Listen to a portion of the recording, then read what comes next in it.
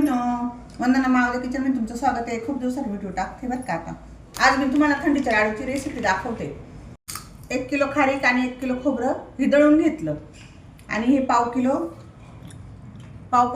बदाम काजू आणि पाव किलो डिंक आणि 100 ग्रॅम मखाने, तुम्हाला पाहिजे तेवढे टाकू शकता. तर आम्ही 100 ग्रॅम घेतले आणि हे 1 किलो तूप आणि भाजून घेतले, थोडेसे भाजायचे अगदी.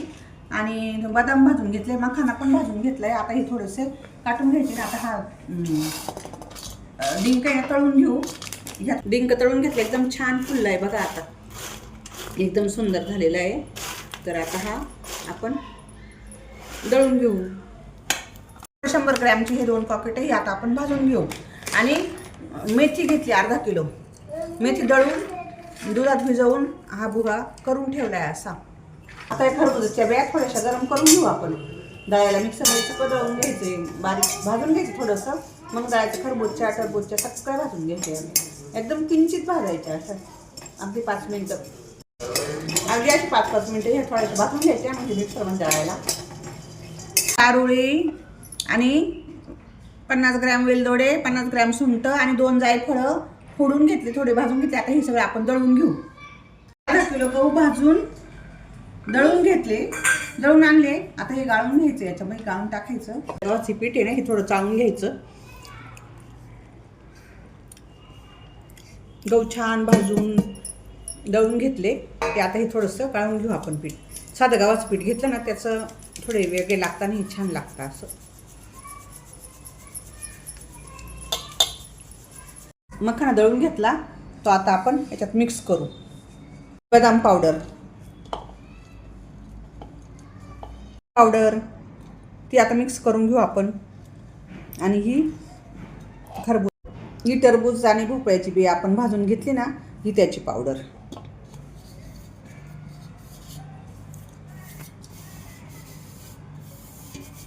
चारोळे आता असे अखंडच टाकायचे.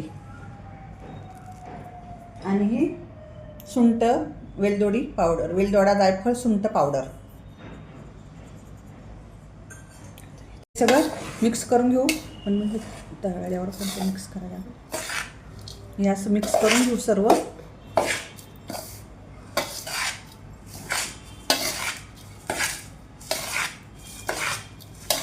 डिंक हा तळून घेतला आणि मिक्सरमध्ये दळून घेतला तो. आता आपण ह्या मटेरियलमध्ये चांगला काढून घ्यायचं. सगळ्या मटेरियलला चोळून घ्यायचं एकदम असा असं असं असं चोळायचं चांगलं.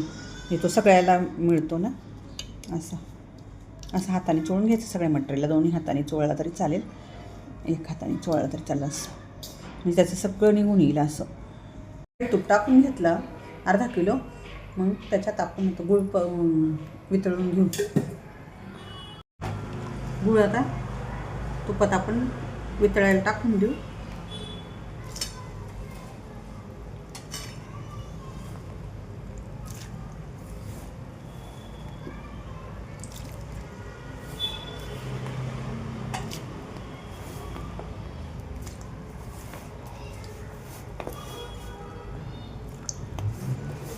भिजवलेले ते आपण दळलं ना, भिजवून दळले, दुधामध्ये भिजवले आणि दळले ना, त्याच्यात टाकायच्या तुपात आणि गुळात. म्हणजे अजिबात लाडू कडू लागत नाही.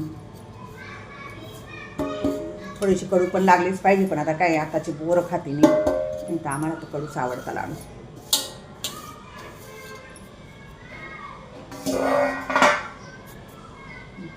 आता असं चांगलं गरम तुपात आणि गुळामध्ये हे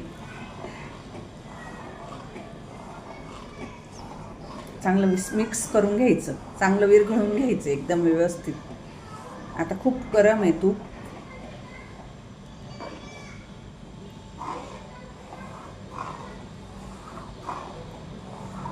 गूळ आणि मेथी पावडर आणि तूप हे चांगलं आता मिक्स करून झालं. गरम झाला गूळ, त्याच्यात मेथी पावडर पण मिक्स करून झाली व्यवस्थित. आता हे आता आपण याच्यात ओतून घेऊ. त्या मटेरियलवर आपण हे गुळाचं, तुपाचं आणि मेथीचं मिश्रण वतून घेतलं. आता हे असं एकत्र कालवायचं त्या मटेरियलवर. असं कालवलं का लगेच बांधायला घ्यायची लाडू.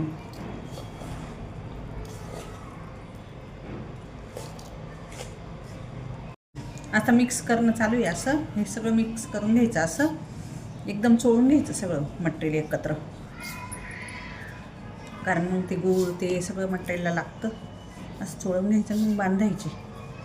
असं असं मिक्स करायचं, असं चोळायचं थोडंसं हाताने, गूळ सगळ्याला लागतो. असं एक लाडू, अशी लाडू बांधून घ्यायची. मग अशी पटपट पटपट होऊन जाते. हे बघा मला किती छान सुंदर लाडू झाले बघा. आपण लाडू बांधले सगळे.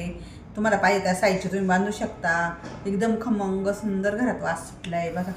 किती छान दिसतं पण, आणि एकदम ताकदवान लाडू आहे, एक नंबर. आता आमची मुलं तेवढे नाटकं करतात, मेथीचे नको नको, पण तरी पण आम्ही देतो त्यांना खायला.